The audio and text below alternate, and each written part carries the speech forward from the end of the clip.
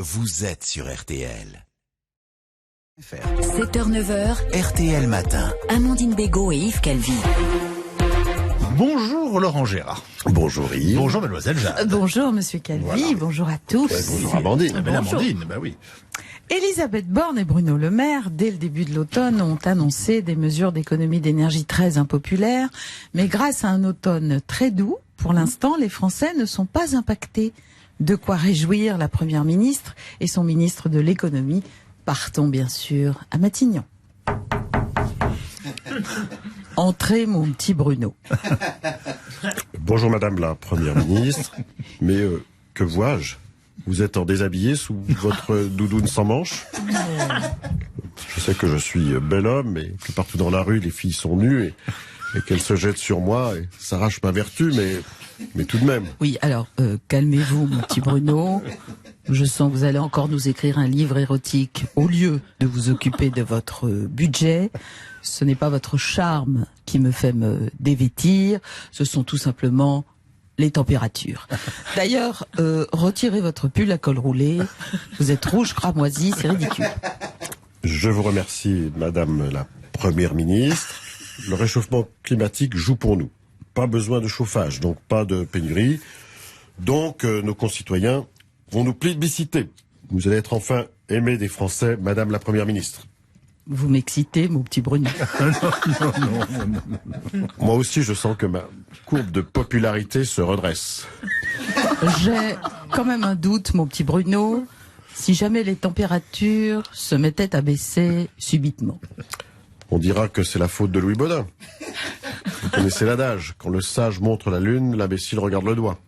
J'aime quand vous parlez comme ça, mon petit Bruno. Allez, soyez fous, retirez votre col roulé. Mais qu'est-ce qui vous arrive, Elisabeth? Regarde, mon pull je l'enlève, chauffage le baisse, comme en avril. Pas d'antigivre, j'ai pas la crève. L'automne, je l'aime. Besoin de rien, on n'a pas froid. On est sans énergie carbone. Et si on se gourre, c'est Louis Baudin qui prendra. Besoin de rien, on n'a pas froid. Et même sans énergie carbone. Et si on se gourre, c'est Louis Baudin qui mangera. Besoin de rien, on n'a pas froid. On n'a pas froid. Ouh là là là là. Exceptionnel. Exceptionnel, oui. Une spéciale dédicace pour Amandine. Ah voilà. Merci. Selon certains commentateurs politiques, le président Macron, confronté à la solitude du pouvoir, sans perspective de conquête future, traverserait une période de déprime. Bien entendu, nous avons voulu vérifier cette rumeur. Oui. Direction l'Élysée.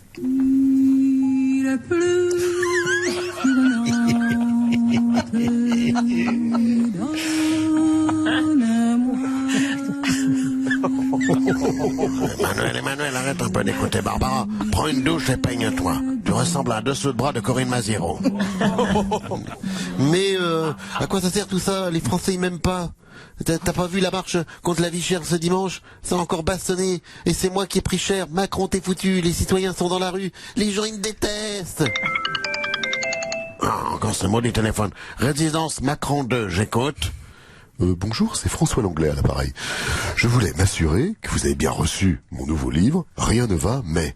Ah, bah vous tombez à pic, François Langlais. Le président trouve justement que rien ne va. Je vous le passe. Bonjour, Président Macron, vous avez lu mon nouveau livre, Rien ne va, mais...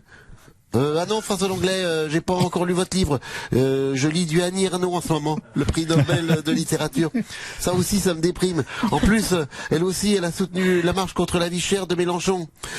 Il faut voir le côté positif des choses. Le prix Nobel de littérature, c'est 730 000 €. Donc si Annie Ernaux les partage entre tous les marcheurs, ça leur fera un coup de pouce au pouvoir d'achat. Mais ce qu'il vous faut, président des riches, c'est un livre qui remonte le moral. Prenons mon livre, Rien ne va, mais il vous aide. Ah ouais, mais moi, mes projets, hein, c'est les lois sur la fin de vie, la dépendance, la pénibilité des carrières, on dirait un film de Guédiguian. Vous savez, en économie, on dit souvent, rien ne va, mais fais un livre et ça sera toujours ça de prix. Ah bah oui, tiens, c'était une bonne idée, ça. Ah bah ça c'est une bonne idée, tiens. Moi aussi je vais faire un livre, comme De Gaulle et Mitterrand. Je vais l'appeler Les Mémoires de Foutriquet Ier. Bonjour Garou. Vous avez une laryngite? Ah. Alors, vous avez donc sorti cet album de reprise de Jodassin. Vous nous en feriez un extrait a cappella?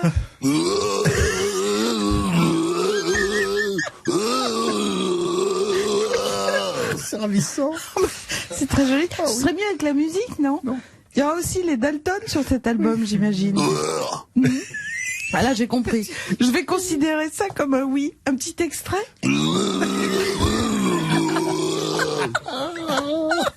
Avec vous, Garou, les textes de Jodassin prennent tout leur sens.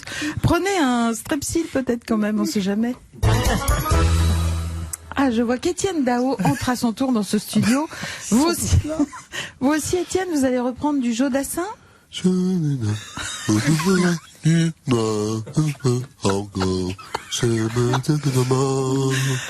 Écoutez, on va régler votre micro, Merci. Étienne, on vous entend mal. Moi aussi je veux chanter du Jodassin. Bonjour, Francis Cabrel, c'est une bonne idée, ça. Dans Paris, à vélo, on dépasse les autos. Et les rats d'Hidalgo, on roule sur les nids de poules, de hiboux, de cailloux, de genoux et de joujoux. Oui, merci pour cette reprise très personnelle, Francis. Ah, bonjour Patrick Bruel. Qu'est-ce qui se passe? Je peux te le faire moi aussi, Jodassin. Tu me fous une chemise à jabot, pain à tarte, un œil qui dit bonjour à l'autre. Et je te le fais, moi, Jodassin. Oui. Et si tu n'existais pas, dis-moi pourquoi j'existerais. Pour traîner dans un des centaines, sans espoir et sans regret.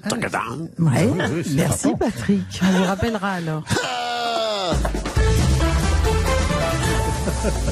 Bon, j'étais en train de regarder si Patrick Bruel était sur les 50 ans de chansons françaises, volume 2, RTL, qui sort donc aujourd'hui. Je le trouve pas, mais il y en a beaucoup. Alors, il sera peut-être dans la 3, il était peut-être dans le premier. Il y a déjà Michel Sardou, Il y a plein.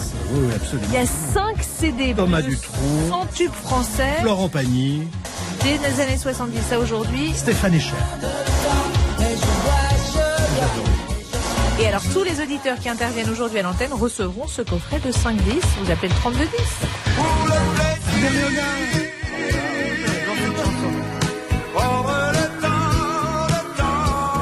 On est trop content de réécouter les chansons. Bonjour, c'est Jade. Ce podcast vous a plu? Pour ne rater aucune des imitations de Laurent Gérard, abonnez-vous à ce podcast. Et si vous voulez encore plus nous faire plaisir, vous pouvez aussi nous laisser une note ou un petit commentaire. Merci.